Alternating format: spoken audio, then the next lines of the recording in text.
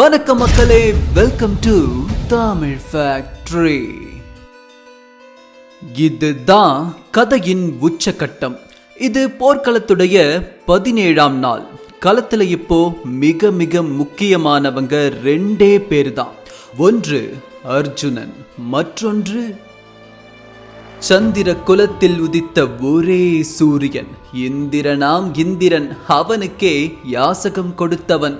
கொடுக்கும் கரம் காணாது மறுகரம் என்ற கோட்பாடோடு தருமத்தில் மூத்தவன் மட்டுமல்ல, தருமனுக்கே மூத்தவன். தரணி அறியாது இவன் தாயகத்தின் ரகசியம், நட்புக்கும் கற்புண்டு என்ற இலக்கணத்தை படைத்தவன். அவன் கண்களில் தீ, கைகளில் தோல்வியே காணாத விஜயதனுசு, நெற்றியில் சூரிய திலகம். ஆம், அன்றைய நாள் போர்க்களத்தில் அர்ஜுனனை எதிர்கொண்டு நின்றவன் சூரிய புத்திரன் கர்ணன்.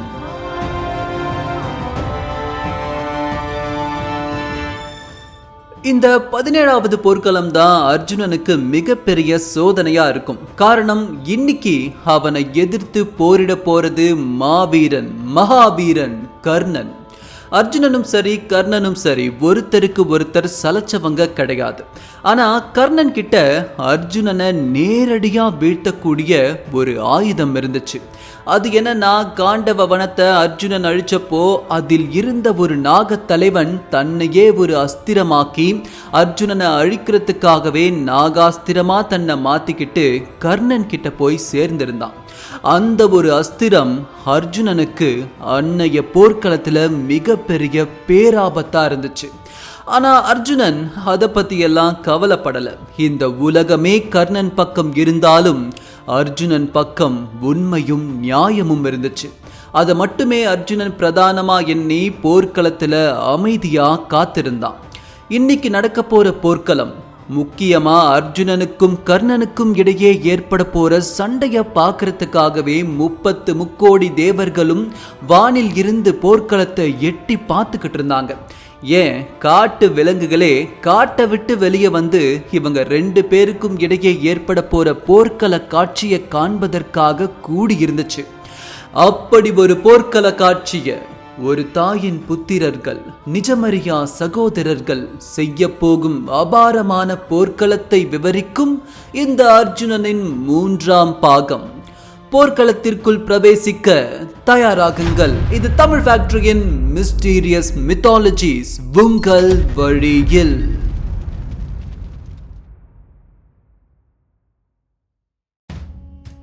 அர்ஜுனனுக்கும் கர்ணனுக்கும் இடையே ஏற்பட போற அபாரமான போர்க்களத்தை பார்க்கறதுக்கு முன்னாடி கதையில இன்னும் ஒரு முக்கியமான கதாபாத்திரம். கௌரவர்கள் பக்கம் நின்று போரிட்ட துரோணாச்சாரியாருக்கு என்ன ஆச்சுன்னு கதையின் வரிசைப்படி பார்த்துட்டு நாம அந்த முக்கியமான கட்டத்துக்குள்ள நுழையலாம். போரின் 15ஆம் நாள் சங்கு முழங்குது. துரோணாச்சாரியார் தலைமையில கௌரவ சேனை படு வேகமா முன்னேறுது. துரோணர் அம்புகளை புயல் மாதிரி பொழிகிறாரு. பாண்டவர்களுடைய படைகள் நாலா புறமும் சிதறுது. துரோணாச்சாரியாருடைய கண்கள்ல யுத்த வெறி. அந்த தருணம் பீமன் சொல்றான், அண்ணா, இப்படியே போனால் நம் சேனை முழுதும் அழிந்துவிடும். துரோணரை தடுக்க யாராலும் முடியாதா? அப்போ கிருஷ்ணர் அமைதியா சொல்றாரு, துரோணர் பயமறியாதவர். அவர் மன வலிமைதான் அவரின் ஆயுதம். அவரின் மனதை உடைக்க வேண்டும். அடுத்த கணம் பீமனும் தருமனும் சேர்ந்து போர்க்களத்துல அஸ்வத்தாமன் என்று பெயர் கொண்ட ஒரு யானையை கொல்றாங்க. இந்த செய்தி துரோணாச்சாரியார் கிட்ட போய் சேருது. அந்த செய்தி எப்படி போய் சேருதுன்னா, போர்க்களத்துல துரோணருடைய மகனான அஸ்வத்தாமன் இறந்துட்டான்னு போய் சேருது. தன் மகன் இறந்து போயிட்டான்னு செய்தி கேட்டதும் அவர் கண்கள் கலங்கி கைகள் நடுங்குது, உடலெல்லாம் வியர்த்து போகுது. அப்போ துரோணர் தருமன் கிட்ட கேட்கிறாரு, யுதிஷ்டிரா, நீ எப்போதும் உண்மை மட்டுமே பேசுவாய். சொல், என் மகன் உயிரோடு இருக்கிறானா இல்லையா? தருமனோ தன் முகத்தை தாழ்த்தியவனா மெல்லிய குரல்ல சொல்றாரு, ஆம், அஸ்வத்தாமன் இறந்து விட்டான். ஆனால் அது ஒரு யானை. இந்த கடைசி வார்த்தை அது ஒரு யானைங்கிறது இந்த போர்க்கள சத்தத்துல துரோணாச்சாரியாருக்கு கேட்கல. அடுத்த கணம் தன் ஆயுதங்கள் அனைத்தையும் துறந்து துரோணாச்சாரியார் போர்க்களத்துல ஒரு ஆழ்ந்த தியானத்துக்குள்ள போறாரு. அந்த தருணம் துரோணாச்சாரியாரை கொல்றதுக்காகவே பிறப்பெடுத்த துஷ்டத்யுமனன் துரோணாச்சாரியாருடைய தலையை வெட்டி வீழ்த்துறான். துரோணாச்சாரியார வெற்றி கொண்டதுல அர்ஜுனனுடைய பங்கு குறைவுதான். ஆனா அர்ஜுனனுடைய உள் மனசுக்குள்ள பெரிய போராட்டமே நடந்துகிட்டு இருந்துச்சு. ஒவ்வொரு வெற்றியும் ஒரு இழப்பு தான். நேற்று தாத்தா பீஷ்மர் விழுந்தார், இன்று என் ஆசான் துரோணர் விழுந்தார். என் உள்ளம் ஒவ்வொரு நாளும் வெற்றிடமாக போய்கொண்டே இருக்கிறது. இந்த யுத்தம் முடியும் போது என்னிடம் எது மிச்சமிருக்கும் அப்படின்னு எண்ணி ஆழ்ந்த கவலைக்குள்ள மூழ்கிறான் காண்டிபதாரி. இது போர்க்களத்தின் 17ஆம் நாள். இருபக்க வீரர்களுக்கு இடையே கண்களில் இரத்த வெறி. போர் துவங்கும் அந்த ஒரு வினாடி பொழுதிற்காக அனைவரும் காத்திருந்தனர். கதிரவன் எப்போது உதிக்கும், சங்கு எப்போது முழங்கும், போர் கொம்புகள் எப்போது ஊதப்படும் என்று நொடிக்கு நொடி வீரர்களின் மனதில் எதிர்பார்ப்பு விண்ணை தொட்டு கொண்டிருந்தது. மொத்த குருட்சேத்திரமே ரத்தம் கேட்டு காத்திருந்தது. போர்க்களமே இப்படி இருந்தால் போரின் தளபதிகள்? பாண்டவர்கள் பக்கம் நின்னுக்கிட்டு இருந்த அர்ஜுனன் கர்ணனையே கூர்ந்து பார்த்துக்கிட்டு இருந்தான். அவனுடைய கண் பார்வைக்கு ஒரு நேர்கோடு வரைஞ்சோம்னா அந்த நேர்கோடு நேரா எதிர்பக்கம் நின்னுக்கிட்டு இருந்த கர்ணனுடைய கண்கள்ல போய் முடியும். அப்படி ஒரு கூர்மையான பார்வையில அர்ஜுனன் கர்ணனை பார்த்துக்கிட்டு இருந்தான். அவன் முகமும் கண்களும் எதிரியை பார்த்து இருமாப்போடு இருந்தாலும் மனதிற்குள் ஏதோ ஒரு சிறு தயக்கம். பல ஆண்டுகளா இந்த ஒரு தருணத்துக்காக தான் அர்ஜுனனும் காத்திருந்தான். கர்ணனை வெல்லக்கூடிய வாய்ப்பு இதற்கு முன்னாடி எந்த போர்க்களத்திலையும் அர்ஜுனனுக்கு பெருசா கிடைக்கல. அப்படி ஒரு பெரும் வாய்ப்பு அவன் கண்ணுக்கு முன்னாடி வந்து நின்ன போதும் ஏனோ அவன் மனசுக்குள்ள ஒரு தயக்கம். அந்த உணர்வை என்னன்னே அர்ஜுனனுக்கு சொல்ல தெரியல. இதற்கு முன்னாடி இந்த போர்க்களத்துல எத்தனையோ பேரை அர்ஜுனன் எதிர்கொண்டு நின்ன போதும் இந்த மாதிரி ஒரு உணர்வு அவனுக்கு ஏற்பட்டதே இல்லை. அது பயம் கிடையாது, கருணை கலந்த ஒரு பேரன்பு. அப்போ அர்ஜுனன் தன் மனசுக்குள்ள நினைக்கிறான், இது என்ன விந்தை? எதிரியை கண்டு என் உள்ளம் பேரன்பு கொள்வது ஏன்? யார் இந்த கர்ணன்? துரியோதனனோடு சேர்ந்து தீய காரியங்களை செய்தவன், என் ஆருயிர் மனைவியை வேசி என்று இகழ்ந்தவன். இவன் மேல் எனக்கு ஏன் இந்த பற்று, அதுவும் இந்த கடைசி கட்ட போர்க்களத்தில்? எதுவாயினும் சரி, இதுதான் என் வாழ்க்கையின் உச்சம். நான் அர்ஜுனன், அவன் கர்ணன். இருவரில் ஒருவர் இன்று வீழ்வார். எவர் வீழ்ந்தாலும் சரி, அதுவே இந்த போர்க்களத்தின் முடிவை முடிவு செய்யும். இதே மறுபக்கம் நின்னுக்கிட்டு இருந்த கர்ணனுக்கோ எல்லா உண்மையும் தெரியும். அவனுடைய தாய் குந்தி தேவி தான் அர்ஜுனன் மேல 2வது முறை நாகாஸ்திரத்தை பயன்படுத்தக்கூடாதுன்னு ஒரு வரத்தையே கர்ணன் கிட்ட வாங்கிட்டு போயிருந்தாலே. அந்த தருணம் கர்ணன் மனசுக்குள்ள நினைக்கிறான், சகோதரா, விதி வலியது. நட்புக்காக நான், உலக நன்மைக்காக நீ. நான் காத்திருந்த நாளும் இதுவே. இருவரில் யார் சிறந்த வில்லாளன் என்று இன்று குருச்சேத்திரம் பதிவு செய்யும். ஒன்று மட்டும் நினைவில் கொள், போர்க்களம் உறவுகளுக்கும் அப்பாற்பட்டது. நான் வில்லேந்திய மறுகணம் என் கண்களுக்கு நீ சகோதரனாக தெரிய மாட்டாய். வா, மோதி பார்ப்போம். மறுகணம் தன் தேரில் இருந்த விஜயதனுசை கையில் எடுத்து வானை நோக்கி உயர்த்தினான் கர்ணன். அவன் உயர்த்திய அதே கணம் அப்படியே அவன் பின்பக்கம் இருந்து கதிரவனும் உயர்ந்து மேலே எழுந்துச்சு. அந்த நிமிஷம் அரை கூவல் விட்டான் கர்ணன். அர்ஜுனா, இன்று உனக்கு யாரும் உதவப் போவதில்லை. அமர்ந்திருக்கும் பரந்தாமனும் அமைதிதான் காக்க வேண்டும். காரணம், என் கணையில் இருந்து புறப்படும் அம்புகள் எழுப்பும் சத்தமே உன் தேரினை அதிர செய்யும். இன்று எழுதப்படும் உன் மரண சாசனம் குருச்சேத்திரமே உன் கல்லறை அப்படின்னு கர்ணன் அறைகூவல் விட, மறுபக்கம் அர்ஜுனன் தன் காண்டீபத்தை உயர்த்த அவன் பின்னிருந்து முழங்கிய இடிமின்னல் மண்ணில் இறங்கி பெரும் அதிர்வை ஏற்படுத்தியது. கர்ணா, உன் வில்லில் இருந்து விடுபடும் அம்புகள் இடிமின்னலென ஒலி எழுப்பலாம், ஆனால் அந்த இடிமின்னல் உருவாகும் இடமே என் கையில் இருக்கும் இந்த காண்டீபம் தான். நன்றாக பார்த்துக்கொள். ஆற்றுக்கு அணை போடலாம், ஆனால் காற்றுக்கு காலம் தாழ்த்த வேண்டாம் கர்ணா. பின்னே பார், உன் மரணத்தை காண சூரியனும் இன்று விரைவில் வந்துவிட்டான் போல். போர் துவங்கட்டும் அப்படின்னு சொல்லிட்டு அர்ஜுனன் அங்க இருந்த ஒரு போர் வீரனை பார்க்க, அந்த போர் வீரனும் போர் சங்க முழங்கினான். தேர் வேகமா போய்கிட்டு இருக்கும்போது அர்ஜுனன் கிருஷ்ணரை பார்த்து கேட்கிறான், பரந்தாமா, இப்போர்க்களத்தில் வெற்றி நமக்கே. ஆயினும் ஒரு விடயம், எதிரே நிற்கும் கர்ணன் மாவீரன். ஒருவேளை இப்போர்க்களத்தில் நான் உயிர் விட நேரிட்டால் நீ என்ன செய்வாய் அப்படின்னு அர்ஜுனன் கேட்க, அதுக்கு கிருஷ்ணர் சொல்றாரு, தர்மத்தை மறைக்கலாம், ஆனால் அழிக்க முடியாது பார்த்தா. தர்மம் தலை காக்கும். அதை நீயும் இந்த போர்க்களத்தில் பார்க்கத்தான் போகிறாய். நம்பிக்கையோடு போரிடு, வெற்றி உனதே அப்படின்னு கிருஷ்ணர் சொல்றாரு. இதே மறுபக்கம் கர்ணன் துரியோதனனை பார்த்து கேட்கிறான், நண்பா, இப்போர்க்களத்தில் நான் வெற்றி அடைவேன் என்ற உறுதிப்பாடு எனக்கு உண்டு. இருப்பினும் எதிரே நிற்கும் அர்ஜுனன் ஈசனிடமே போரிட்டவன். ஒருவேளை நான் இந்த போர்க்களத்தில் இறக்கும் நிலை ஏற்பட்டால் நீ என்ன செய்வாய் நண்பா? அதுக்கு துரியோதனன் சொல்றான், நண்பா, என் உயிரை காட்டிலும் உன் வீரத்தின் மீது எனக்கு முழு நம்பிக்கை இருக்கிறது. ஆயினும் அப்படி ஒரு விடயம் நிகழ்ந்தால் அர்ஜுனனையும் கிருஷ்ணரையும் என் இரு கரம் கொண்டு கொன்று குவிப்பேன். உடனே கர்ணன் சொல்றான், நண்பா, ஒருவேளை நான் இறந்து விட்டால் இப்போர்க்களத்தை நிறுத்திவிடு.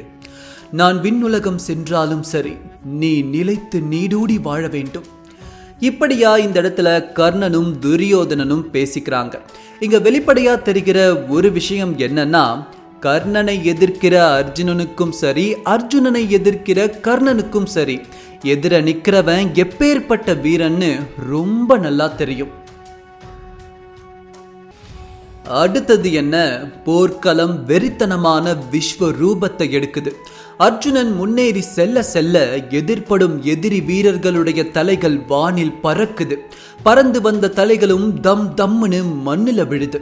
இத தூரத்திலிருந்து பார்க்கிற கர்ணனுக்கு ஏதோ மனித தலைகளால் பெய்யும் மழை போல இருந்துச்சு. கர்ணன் மனசுக்குள்ள நினைக்கிறான், நீ ஆக சிறந்த வீரன் அர்ஜுனா. இதே மறுபக்கம் எதிர்பக்கம் இருந்து முன்னேறி வந்த கர்ணனுடைய ரதம் போர்க்களத்தின் நடுவுல சக்கரம் போல சுழன்றுச்சு. அப்படி சுழலும் தருணத்துல ஆயிரக்கணக்கான அம்புகளை வினாடிக்கு 100 வீதம் பொழிஞ்சான் கர்ணன். ஒரு அம்பு கூட குறி தவறல.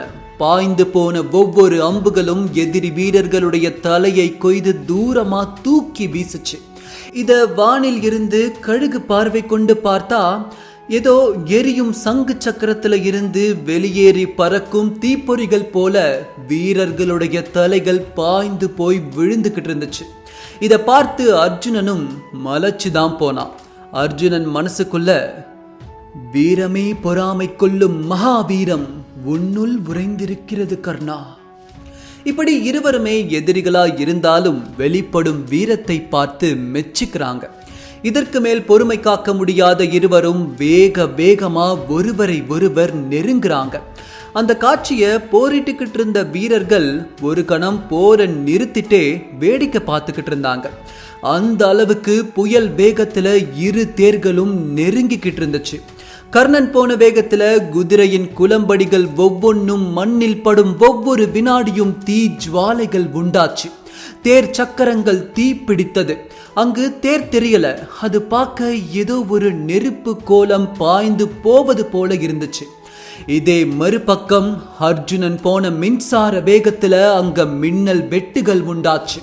அந்த தேர் நகரும் ஒவ்வொரு நொடியும் எதிரி வீரர்கள் பொசுங்கி சாம்பலா கரைஞ்சு போனாங்க. வெளியே இருந்து பார்க்கிறவங்களுக்கு ஒட்டுமொத்த பிரபஞ்சத்துடைய இடிமின்னல்கள் அனைத்தையும் இழுத்துக்கிட்டு அர்ஜுனன் பாய்ந்து போவது போல தெரிந்தது. இப்படி போகும் தேர் இரண்டும் மோதினா என்ன ஆகும்? அங்க ஒரு பிரளயமே நடக்கும். அடுத்த நொடி என்ன நடக்கும்னு தெரியாம போர்க்களத்துல இருந்த எல்லோரும் இவங்க சந்திக்க போற அந்த ஒரு புள்ளிய நோக்கி பயத்தோட பார்த்துக்கிட்டு இருந்தாங்க. 100 அடி, அடுத்த கணம் 50 அடி, அடுத்த கணம் 10 அடி, அடுத்த கணம் 2 அடி, அடுத்த கணம் 2 அங்குலம், அதுக்கும் அடுத்த கணம் 2 தேருக்கும் இடையில 2 மயிரிழை தூரம் தான் இருந்துச்சு. அந்த உச்சபட்ச நொடி பொழுதுல அர்ஜுனனும் கர்ணனை பார்க்கறான், கர்ணனும் அர்ஜுனனை பார்க்கறான். இருவர் கையிலையும் காலத்தை விட வேகமா பயணித்து போற உந்துதலோட அம்புகள் வில்லுல அமர்ந்துகிட்டு இருந்துச்சு. இருவரும் விரல்களை தூக்க 2 மயிரிழை இடைவெளியில பாய்ந்து சென்ற அம்புகள் எதிர் எதிர் தேர்கள் மேல பட்டு இரண்டையும் பின்னுக்கு தள்ளி விட்டுச்சு. இதுல தூரமா போய் நின்னது என்னமோ கர்ணனுடைய தேர்தான். ஆனா சட்டுன்னு எழுந்து நின்ன கிருஷ்ணர், சபாஷ் கர்ணா, சபாஷ் அப்படின்னு ஆரவாரத்தோட சொல்றாரு. இத கேட்ட உடனே அர்ஜுனனுக்கு பெரும் குழப்பம் உண்டாச்சு. அர்ஜுனன் குழப்பமடைந்து நிற்பதை பார்த்த கிருஷ்ணர், ஆம் அர்ஜுனா, நன்றாக பார். நமது தேரை கர்ணனுடைய அம்பு 2 அங்குலங்கள் பின்னோக்கி நகர்த்தி விட்டது. உண்மைதான், உன்னுடைய அம்பு அவன் தேரை 100 அடிகள் பின்னோக்கி நகர்த்தி இருக்கிறது. இருப்பினும் ஒன்றை நினைவில் கொள் பார்த்தா, உன் தேரின் கூரை மேல் பறப்பது ஆஞ்சநேயரின் கொடி. உன் தேரின் தலத்தில் அமர்ந்திருப்பது 3 உலகத்தையும் ஆளும் நான். அப்படியென்றால் ஆஞ்சநேயரின் எடையோடு சேர்த்து என்னுடைய எடையும் இணையும் போது இந்த மொத்த பிரபஞ்சத்தின் எடை இந்த தேரின் மேல் உள்ளது பார்த்தா. அப்படிப்பட்ட தேரினை ஒரு வீரனால் நகர்த்த முடிகிறது என்றால் இதுதான் அவன் வீரத்திற்கான சாட்சி. கர்ணன் பாராட்டுக்குரியவன். நியாயமாக பார்த்தால் கர்ணன் உன் பக்கம் இருக்க வேண்டியவன். மாதவா, என்ன கூறுகிறீர்கள்? பொறு அர்ஜுனா, சில விடயங்களை காலமே நம் கண்முன்னே அழைத்து வந்து சேர்க்கும். அதுவரை காத்திருக்கத்தான் செய்ய வேண்டும். எது எப்படி இருந்தாலும் சரி, இந்த ஒரு தருணம் அர்ஜுனனுக்கு எதிரே நிற்கும் கர்ணன் எவ்வளவு ஆபத்தானவன்னு மிக தெளிவா தெரிஞ்சிடுச்சு. அடுத்த கணம் அர்ஜுனன் தன் தபோ வலிமையால உருவாக்கின இரவா அஸ்திரத்தை மந்திரங்களை ஜெபித்து வர வைக்கிறான். அர்ஜுனன் அம்ப செலுத்த தயாரா நிக்கிறத பார்த்த கர்ணன் அந்த அம்ப முறியடிக்க அவனும் வேற ஒரு அம்பை ஏந்தியபடி குறி பார்த்து நின்னுகிட்டு இருந்தான். அர்ஜுனனின் காண்டீபத்துல இருந்து அம்பு புறப்பட்ட மறுகணம் கர்ணனும் அவனுடைய அம்ப செலுத்துறான். 2 அம்பும் வானில் சென்று மோதிய தருணம் கர்ணனுடைய அம்பு அர்ஜுனனுடைய அம்ப வெகு சுலபமா முறியடிக்குது. இதை பார்த்து கர்ணன் மகிழ்ச்சி கொண்ட சில வினாடிகள்லயே அங்க வேற ஒரு காட்சி அரங்கேறியது. அர்ஜுனனின் முறியடிக்கப்பட்ட அம்பு சிறிது தூரம் கீழே வந்ததும் அப்படியே 2ஆக பிரிந்து மீண்டும் இலக்கை நோக்கி பாயத் தொடங்கியது. இதை பார்த்த கர்ணன் வியந்து போனான். சரின்னு மீண்டும் ஒரே நேரத்துல 2 அம்புகளை செலுத்த வரும் அந்த 2 அம்புகளும் மீண்டும் முறியடிக்கப்படுது. ஆனா மறுபடியும் விழும் அம்புகள் 4ஆ பிரிந்து மறுபடியும் கர்ணனை நோக்கி பாய ஆரம்பித்தது. இப்படியே ஒவ்வொரு முறையும் அம்புகளை செலுத்த செலுத்த அதோடைய எண்ணிக்கை இரட்டிப்பாகிக்கிட்டே போகுது. நடப்பது எல்லாத்தையும் அர்ஜுனன் அமைதியா வேடிக்கை பார்த்துக்கிட்டு இருந்தான். இந்த மாதிரியான அம்புகளை எப்படி முறியடிக்கிறதுன்னு கர்ணன் சற்று நேரம் நின்று யோசிக்க ஆரம்பிச்சான். ஆனா அதுக்குள்ள பெருகி போன அம்புகள் 1000 கணக்குல கர்ணனை நெருங்கி கொண்டே இருந்துச்சு. அப்பதான் கர்ணனுக்கு ஒரு விஷயம் புரிஞ்சுது. எதிரே வரும் 1000 அம்புகளை எதிர்கொள்ளணும்னா 1000 அம்புகள் பத்தாது.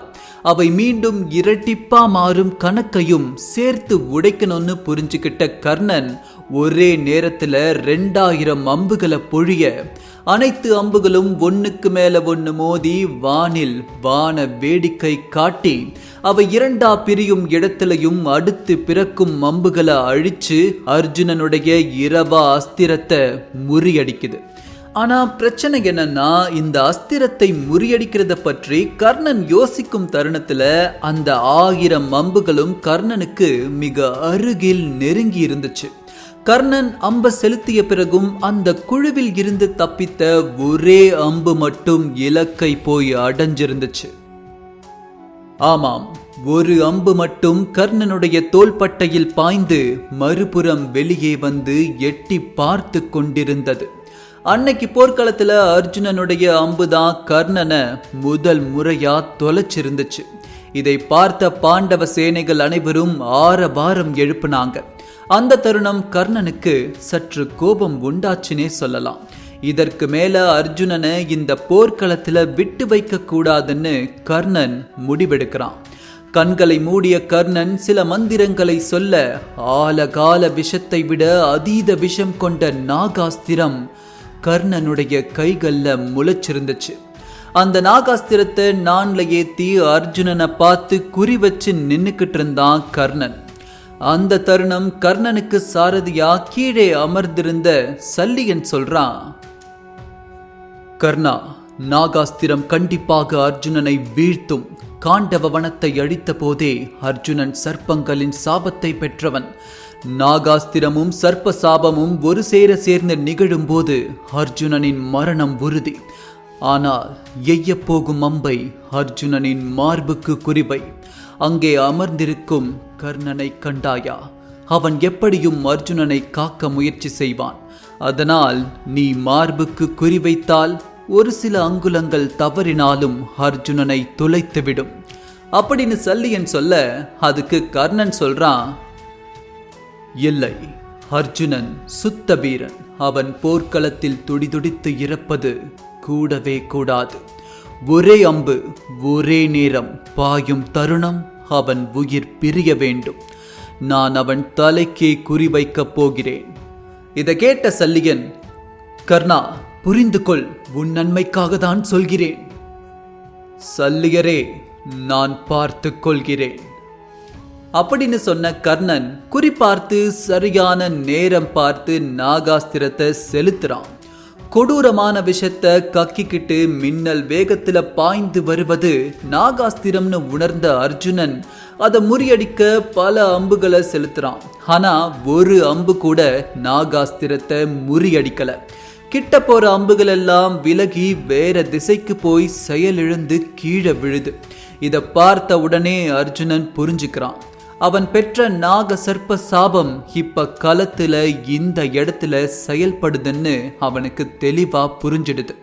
இனிமே அந்த நாகாஸ்திரத்தை பிரம்மாஸ்திரம் கொண்டு எதிர்த்து நின்னாலும் அது ஒரு வெத்து அஸ்திரமாதான் கீழே போய் விழும்னு அர்ஜுனனுக்கு நல்லாவே தெரிஞ்சிடுது. தவிர்க்க முடியாம மரணம் தன்னை தேடி வருதென்று உணர்ந்த அர்ஜுனன் கண்களை மூடி அமைதியா அசையாமன் நின்னுடுறான். மரணம் வருதுன்னு தெரிஞ்ச பிறகும் அதை மனமாற தழுவ தயாராகிட்டான் அர்ஜுனன். இப்போ சரியா நாகாஸ்திரம் அர்ஜுனனுடைய தலைக்கு சில அடிகள் தூரத்துல தான் இருந்துச்சு. அந்த தருணம் பார்த்து இவ்வளவு நேரம் அமைதியா அமர்ந்திருந்த கிருஷ்ணர் தன் ஒரு காலால தேரின் மேல் ஒரு அழுத்து அழுத்த பூமியே ஒரு அடிக்கு அதனுடைய பாதையில இருந்து கீழே இறங்குச்சு. தலைக்கு வந்த நாகாஸ்திரம் அர்ஜுனனுடைய தலை கவசத்தை தாக்கி கீழே போய் விழுந்துச்சு. கண் திறந்து பார்த்த அர்ஜுனன் கண்ணனுடைய கண்களை பார்க்க அப்பதான் அர்ஜுனனுக்கு கிருஷ்ணர் முன்பு கூறிய விஷயம் நினைவுக்கு வந்துச்சு. தர்மம் அர்ஜுனனின் தலையை காப்பாற்றி இருந்தது. இதை எதிர்பக்கம் இருந்து பார்த்து கொண்டிருந்த கர்ணனுக்கு பேரதிர்ச்சி. அப்போ கீழே அமர்ந்திருந்த சல்லியன் சொல்றான், கர்ணா, இப்போதும் ஏதும் கெட்டு போகவில்லை. மனம் தளராதே, மீண்டும் நாகாஸ்திரத்தை செலுத்து. இந்த முறை அர்ஜுனனால் தப்ப முடியாது அப்படின்னு சொல்ல கர்ணன் எதுவுமே பேசாம அமைதியா நின்னுக்கிட்டு இருந்தான். கர்ணா, சொல்வது புரியவில்லையா? மீண்டும் நாகாஸ்திரத்தை செலுத்து அப்போ கர்ணன் மீண்டும் அமைதியா தலை நிமிர்ந்து போர்க்களத்தை பார்த்தான். கர்ணா, உனக்கு என்ன பித்து பிடித்து விட்டதா? அங்கே பார், அர்ஜுனன் உயிர் தப்பிய ஆனந்தத்தில் இருக்கிறான். இந்த முறை நாகாஸ்திரம் உனக்கு கண்டிப்பாக பலனளிக்கும். செலுத்து கர்ணா. இரண்டாவது முறை கர்ணனால நாகாஸ்திரத்தை பயன்படுத்த முடியாது. தன் தாய் குந்தி தேவிக்கு இரண்டாம் முறை நாகாஸ்திரத்தை அர்ஜுனன் மேல பயன்படுத்த மாட்டேன்னு ஏற்கனவே கர்ணன் வாக்கு கொடுத்திருக்கிறான். மீண்டும் சல்லியன் வாய் திறக்க, அடே கர்ணா, என்னடா செய்கிறாய்? சல்லியனே, உன் வேலை ரதம் ஓட்டுவது, அதை மட்டும் நீ அமைதியாக பார் அப்படின்னு கர்ணன் கோபத்தோட சொல்ல சல்லியன் முகமே மாறி போயிடுது. எதுவும் பேசாம சல்லியன் பெரும் கோபத்தோட அமைதியா உட்கார்ந்துடுறான். இந்த முறை கர்ணனை மீண்டு வரவே முடியாத ஒரு வலைக்குள்ள சிக்க வைக்க திட்டமிட்ட அர்ஜுனன் கதா வியூகத்தை அமைக்கிறான். பொதுவா இந்த கதா வியூகத்துல அரண் போன்று அமைந்த வீரர்கள் தகர்க்கவே முடியாத தடுப்பு கவசங்களை பொருத்திக்கிட்டு அழிக்கப்பட வேண்டிய வீரனை சுற்றி வளைப்பாங்க. அந்த தருணத்துல ஆயிரக்கணக்கான கவசங்களை பொருத்திய இதுக்காகவே பயிற்சி அளிக்கப்பட்ட வீரர்கள் கதா ஆயுதம் போல ஒரு வடிவத்துல நின்று எதிரிய ஆக்ரோஷமா முட்டி மோதுவாங்க. இந்த தாக்குதல்ல சுற்றி வளைக்கப்பட்ட வீரர்களை தகர்க்க முடியாம உள்ளேயே மாட்டிக்கிட்டா மரணம் நிச்சயம். அந்த வியூகத்தை தான் அர்ஜுனன் செயல்படுத்தினான். பெரும் கவசங்கள் போட்ட வீரர்கள் சுற்றி வளைக்கும் போதே கர்ணனுக்கு இது கதா வியூகம் தான்னு தெளிவா புரிஞ்சிடுது. கதை வடிவுல உள்ளே வரக்கூடிய கவசம் அணிந்த வீரர்களை எதிர்கொள்றதுக்காக உன்னிப்பா கவனித்து காத்திருந்தான் கர்ணன். ஆனா கர்ணன் எதிர்பார்த்தது ஒன்று, அங்கு நடந்தது வேறொன்று. கதா வடிவத்துல அங்க வீரர்கள் யாரும் வரல. அந்த தருணம் தூரத்துல இருந்த அர்ஜுனனை கர்ணன் உற்று நோக்க அர்ஜுனனுடைய முகத்துல ஒரு சிறு புன்சிரிப்பு மட்டுமே இருந்துச்சு. அர்ஜுனன் கதா வியூகத்துடைய விதியையே தனக்கு ஏத்த மாதிரி மாத்தி அமைச்சான். கண்களை மூடியவன் கனப்பொழுதுல ஒரு அற்புத அஸ்திரத்தை வரவழைச்சான். அந்த குறிப்பிட்ட அஸ்திரத்தை தொடுக்க தொடுக்க அது ஒன்றன் பின் ஒன்றா இணைஞ்சிக்கிட்டே வந்துச்சு. சில வினாடி பொழுதிலேயே வானில் அம்புகளால் இணைக்கப்பட்ட ஒரு பிரம்மாண்டமான கதை உருவாச்சு. அர்ஜுனனுடைய காண்டீபம் எந்த திசையை காட்டுதோ அந்த திசைக்கு அந்த கதை சுழல ஆரம்பிச்சது. மறுகணம் தூரத்தில் இருந்த கர்ணனை பார்த்தவன் தன்னுடைய காண்டீபத்தை வானம் நோக்கி உயர்த்தி தேரில் ஒரு அடி அடிக்க வானில் உயர்ந்த கதை மண்ணில் சடார் என்று அடித்தது. மறுகணம் போர்க்களமே பூகம்ப காட்சியாய் மாறியது. எதிரி வீரர்கள் அனைவரும் வானில் தூக்கி எறியப்பட்டனர். நல கொலைஞ்சு போன கர்ணனும் சுதாரிச்சுக்கிட்டு மீண்டும் எழுந்து நிற்க, அவன் எழுந்து நின்ன மறுகணமே மீண்டும் அந்த பிரம்மாண்டமான கதை அவனை நோக்கி வர ஆரம்பித்தது. இந்த முறை அர்ஜுனனுடைய வியூகத்தை புரிஞ்சுக்கிட்ட கர்ணன் தன் முழு பலத்தையும் பயன்படுத்தி ஒரு மிகப்பெரிய பாதுகாப்பு வலயத்தை உருவாக்கினான். வலயத்துக்கு மேலப்பட்ட கதை சிறிது சிறிதா உடைய ஆரம்பிச்சது. இந்த இடைப்பட்ட தருணத்துல ஆயிரக்கணக்கான கௌரவ வீரர்கள் அர்ஜுனனுடைய கையால மாண்டு போனார்கள். இதை கண்டு சினம் கொண்ட கர்ணன் தன் தந்தையான சூரிய தேவன் அருளிய சூரிய அஸ்திரத்தை அந்த தருணம் பிரயோகிச்சான். சூரிய அஸ்திரத்துடைய வெளிச்சத்தையும் வெப்பத்தையும் தாங்க முடியாத கவசமேந்திய வீரர்கள் சிதறி ஓடினாங்க. அந்த வாய்ப்பை பயன்படுத்திக்கிட்ட கர்ணன் ஒரு சக்தி அஸ்திரத்தை பயன்படுத்தி வானத்திலேயே அந்த கதையை உடைச்சி எரிஞ்சான். உடனே சரிந்த அந்த பிரம்மாண்டமான கதை குருச்சேத்திரத்துல ஒரு குறிப்பிட்ட இடத்துல போய் விழுந்துச்சு. விழுந்த இடம் மேடும் பள்ளமும் உண்டாகி ஒரு கரடு முரடான பாதையா மாறுச்சு. இதற்காகவே காத்திருந்தது போல சாரதியா அமர்ந்திருந்த கிருஷ்ணர் அந்த கரடு முரடான பாதையை நோக்கி அர்ஜுனனுடைய தேரை செலுத்த ஆரம்பிச்சாரு. இது அர்ஜுனனுக்கு பெரும் வியப்பா இருந்துச்சு. ஒரு பக்கம் போர்க்களத்துல கர்ணனுக்கு பயந்து அர்ஜுனன் பின்வாங்குற மாதிரியும் அந்த காட்சி அமைஞ்சிருந்துச்சு. அப்போ அர்ஜுனன் கிருஷ்ணர் கிட்ட கேட்டான், பரந்தாமா, என்ன செய்கிறீர்கள்?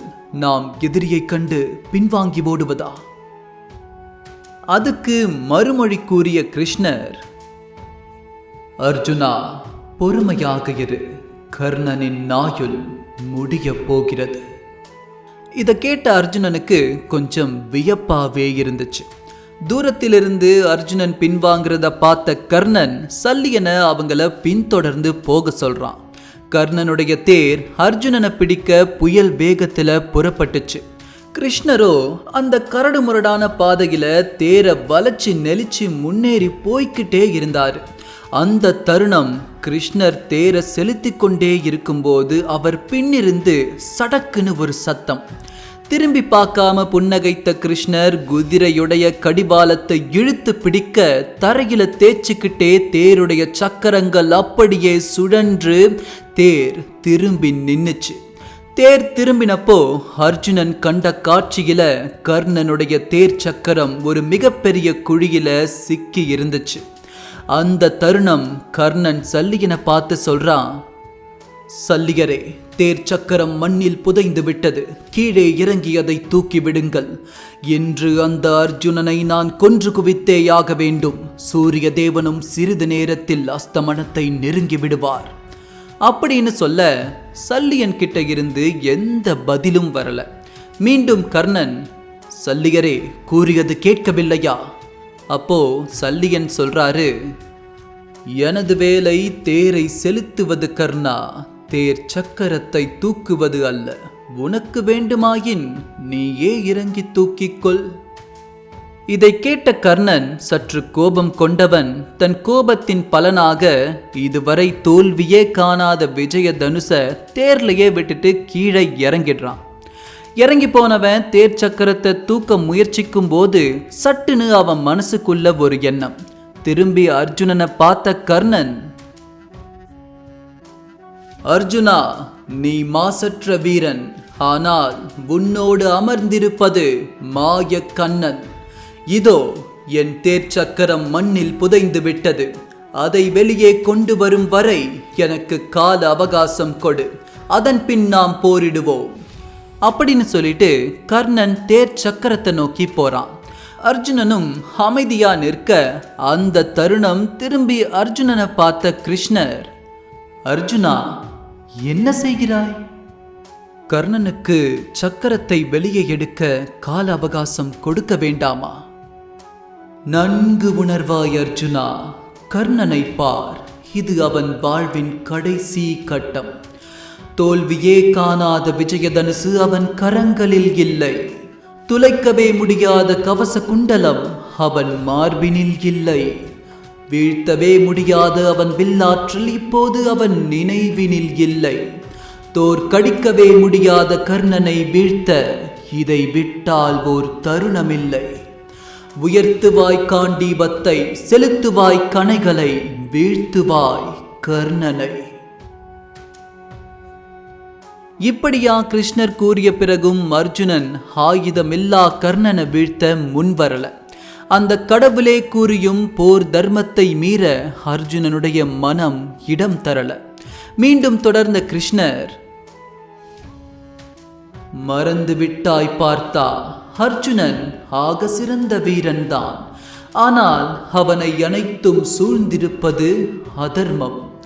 இன்று நீ அவனை காக்க நினைப்பது அதர்மத்தை பாதுகாக்கும் செயலுக்கு இணையாகும். ஆக நீயும் ஒரு அதர்மியாவாய். அதர்மம் வீழ, தர்மம் உயர கர்ணன் மடிய வேண்டும். பாயட்டும் அம்புகள் அப்படின்னு கிருஷ்ணர் சொல்ல மனச கல்லாக்கிக்கிட்ட அர்ஜுனன் அம்புகளை தொடுத்தான். மறுகணம் இமைக்கும் நொடியில் பாய்ந்த அம்புகள் கர்ணனின் மார்பை துளைத்து மறுபக்கம் முளைத்து சூடான குருதியில் அவனை நனைத்தது. சிரிச்சுக்கிட்டே கர்ணன் தேர் சக்கரத்தோடு சாய்ந்து அப்படியே மண்ணில் சரிந்தான். அர்ஜுனன் என்னமோ அம்புகளை தொடர்ந்து விட்டு கொண்டேதான் இருந்தான். ஆனா செல்லும் அம்புகள் திடீர்னு காணாம போக ஆரம்பிச்சது. காண்டிபத்தை தளர்த்தி அர்ஜுனன் உற்று நோக்க செல்லும் அம்புகள் அனைத்தும் பூ மாலையா மாறி கர்ணனுடைய கழுத்துல விழுந்துச்சு. இதை பார்த்து அர்ஜுனனுக்கு பெரும் வியப்பு. குனிந்து கிருஷ்ணரை அர்ஜுனன் பார்க்க புன்னகச்சிக்கிட்டே கிருஷ்ணர் சொல்றாரு, நான் முன்பு கூறினேன் அல்லவா அர்ஜுனா, தர்மம் தலை காக்கும். உன் தலையை அது எப்படி காத்ததோ அதே போல் கர்ணனின் தலையை தர்மம் காக்கிறது. அவன் வாழ்வில் செய்த தர்மத்தின் பலன் அவன் உயிரை பாதுகாக்கிறது. இதோ நான் வருகிறேன். இப்பதான் அர்ஜுனனுக்கு கிருஷ்ணர் சொன்ன அந்த வாக்கியத்துக்கான உண்மையான அர்த்தமே புரியுது. நேரா சென்று கிருஷ்ணர் ஒரு அந்தணன் போல வேடமிட்டு கர்ணன் கிட்ட போய் யாசகம் கேட்டு நிற்கிறாரு. அப்போ அந்த தருணம் உயிர் போகும் தருவாயிலையும் கர்ணன் கேட்கிறான், அந்தணரே, என் நிலைமையை பாரும். தற்போது என்னிடம் தர்மம் செய்ய பொருளேதுமில்லை. மிஞ்சி இருப்பதோ இதோ இதோ என் உயிர் மட்டும்தான்.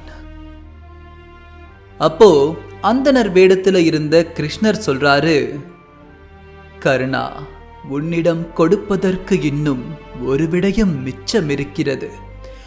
உன் தலை காக்கும் தருமத்தை, இந்த நாள் வரை நீ செய்து வந்த கொடையை, உன் தருமத்தின் பலனை எனக்கு தாரை வார்த்து கொடு அப்படின்னு கேட்க, அந்த இக்கட்டான உயிர் போகும் தருவாயிலையும் அவன் முகம் எப்படிதான் புன்னகை சிந்துச்சோ.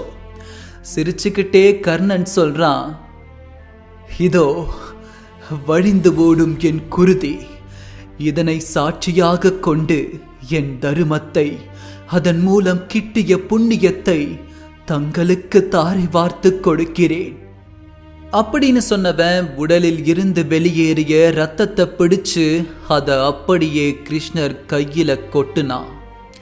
ஒரு கணம் கிருஷ்ணரும் கலங்கிதான் போனாரு. அந்த தருணம் உலகம் உறைந்து போனது. அந்தனர் வேடத்தில் வந்த கிருஷ்ணர் மகா அவதாரம் விஷ்ணு பகவானுடைய விஸ்வ ரூபத்தை எடுக்கிறாரு. சாகும் முன்னாடி அந்த ஒரு காட்சி கர்ணனுடைய மனசுல பேரமைதியையும் பரவசத்தையும் உண்டாக்குச்சு. கர்ணா, தர்மத்தில் உனை மிஞ்ச இவ்வுலகில் யாரும் இல்லை. உன் தர்மத்தின் பலனை கொடுத்து அதை மீண்டும் நீ நிரூபித்து விட்டாய். கவலை கொள்ளாதே.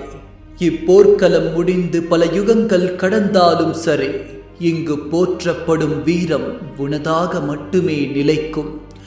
இவ்வுலகில் அர்ஜுனனை வெல்லும் ஆற்றல் படைத்த ஒரே வீரன் நீ மட்டுமே கர்ணா.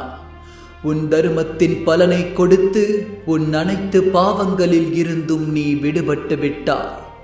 உயிர் பிரிந்த மறுகணமே உன் தந்தையோடு போய் சேர்ந்து சொர்க்க பதவி அடைவாய் அப்படின்னு சொல்லி விஷ்ணு பகவான் அருள் புரிகிறார். கைகள் உதற கர்ணன் விஷ்ணு பகவான கைகூப்பி வணங்கினான். மறுகணம் உலகம் மீண்டும் பழைய நிலைக்கு திரும்ப கிருஷ்ணர் அர்ஜுனனுடைய தேர்ல அமர்ந்துகிட்டு இருந்தாரு. அடுத்த கணம் கிருஷ்ணர் பார்த்தா, இப்போது தொடு அம்பை அப்படின்னு சொல்ல அர்ஜுனன் ஒரு அம்பை கர்ணனுடைய கழுத்துக்கு நேரா குறி வச்சு எய்தான். இமைக்கும் நொடியில பாய்ந்து சென்ற அந்த அம்பு கர்ணனுடைய கழுத்தை பதம் பார்த்துச்சு. கர்ணனும் மெல்ல கண்களை மூடினான். அடுத்த நொடி போர்க்களம் பேரமைதி கொண்டது. கதிரவன் அஸ்தமனமானது. போர்க்களத்தில் இருள் சூழத் தொடங்கியது. அந்த மயான அமைதியை கலைக்கும் வண்ணம் ஒரு பெண்ணின் அழுகுரல் அந்த போர்க்களத்தை நிரப்பத் தொடங்கியது. அழுகுரல் வரும் திசையில அர்ஜுனன் நோக்க, அங்க குந்தி தேவி கர்ணனை மடியில போட்டு அழுதுகிட்டு இருந்தா. இதை பார்த்து அர்ஜுனனுக்கு ஏதோ ஒரு உண்மை புரிகிற மாதிரி இருந்துச்சு. குந்தி தேவிக்கு அருகில் போன அர்ஜுனன், தாயே, எதிரியை மடியில் சுமந்து தாங்கள் அழுவது சரியா அப்படின்னு கேட்க, அப்பதான் கர்ணனுடைய ரகசியங்களை குந்தி தேவி அர்ஜுனனுக்கு சொல்றாங்க. இதை சுற்றி இருந்த பாண்டவர்கள் அனைவரும் கேட்டாங்க. பாண்டவர்கள் அனைவரும் நெஞ்ச பிடிச்சுக்கிட்டு அழத் தொடங்கினாங்க. அப்போ அர்ஜுனன் சொல்றான், தாயே, நீ ஒரு பாவி. உன் வயிற்றில் பிறந்ததற்கே எனக்கு அருவருப்பாக இருக்கிறது. உடன் பிறந்த தமையனை உயிரறுத்த நான் மகா பாவி. ஜென்ம ஜென்மத்திற்கும் இந்த பாவம் என்னை தொடர்ந்து வரும். இனி வாழ்வது சரியல்ல.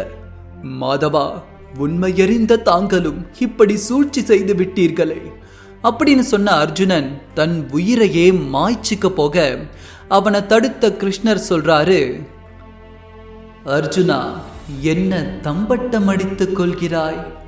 கர்ணனை நீ கொன்றாயா? இல்லை, நீ எய்த அம்பு கர்ணனின் கழுத்தை துளைக்கும் முன்பே பலமுறை கொல்லப்பட்டவன் கர்ணன். ஒரு பொய்யின் அடிப்படையில் கலைகள் அவனுக்கு போதிக்கப்பட்டதால் உரிய நேரத்தில் அவை மறந்து போகும் என பரசுராமர் அவன் வித்தைகளை கொன்றார். உன் தந்தை இந்திரன் அவன் கவச குண்டலங்களை யாசகம் பெற்றுக்கொண்டு அவன் உயிர் காக்கும் மங்கத்தை கொன்றான். உன் தாய் குந்தி தேவி 2வது முறை நாகாஸ்திரத்தை பயன்படுத்தக்கூடாது என்று சத்தியம் வாங்கி அவன் தனுர் வித்தையை கொன்றான்.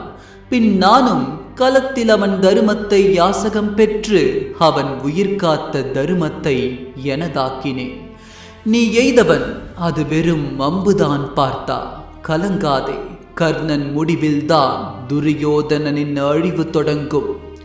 ஒரு கணம் கிருஷ்ணரையே எதிர்க்க போன அர்ஜுனன் அவரின் தர்ம வார்த்தைகளை கேட்டு மெல்ல சாந்தி அடைகிறான். இந்த தருணம் இந்த பிரபஞ்சமே எதிர்பார்த்து காத்திருந்த அர்ஜுனனுக்கும் கர்ணனுக்கும் இடையே ஆன மகா போர்க்களம் முடிவுக்கு வருது. இந்த மொத்த போர்க்களத்தையும் ஒரு கணம் மறுவோட்டம் செய்து பார்த்தோம்னா இதுல ஒவ்வொரு இடத்துலையும் இந்த 2 பேரும் ஒருத்தருக்கு ஒருத்தர் சலச்சவங்க கிடையாதுன்னு நிரூபிச்சுக்கிட்டே இருந்திருப்பாங்க. இது அர்ஜுனனின் கதையா இருந்தாலும் இந்த போர்க்களத்துல தோத்தது கர்ணன் தான். ஆனா மக்கள் மனசை ஜெயிச்சதும் கர்ணன் தான். இதன் பிறகு அடுத்த நாள் 18வது நாள் போர்க்களத்துல பீமன் துரியோதனனுடைய தொடைய கிழிச்சு அவன் உயிரை குடிச்சு அந்த இரத்தத்தால குளிச்சு போர்க்களத்தை முடிவுக்கு கொண்டு வரான். ஒரு வழியா போர்க்களம் முடிந்த பின் பாண்டவர்கள்ல மூத்தவரான தருமன் ஹஸ்தினாபுரம் அரியணையில அரசனா போய் அமர்ந்தாரு. இதன் பிறகு ஹஸ்தினாபுரத்தை நீண்ட நாட்கள் ஆட்சி செய்த அர்ஜுனனும் பாண்டவர்களும் பல காலங்கள் கழித்து தங்களுடைய விதி நெருங்கி வருவதை உணர்ந்த பின் அர்ஜுனனுடைய மகனான அபிமன்யுவுக்கு பிறந்த பரீட்சித் கிட்ட அரசாட்சியை ஒப்படைச்சிட்டு அனைவரும் அந்த கடைசி தீர்த்த யாத்திரைக்கு கிளம்புறாங்க. அது ஒரு மிகப்பெரிய தீர்த்த யாத்திரை.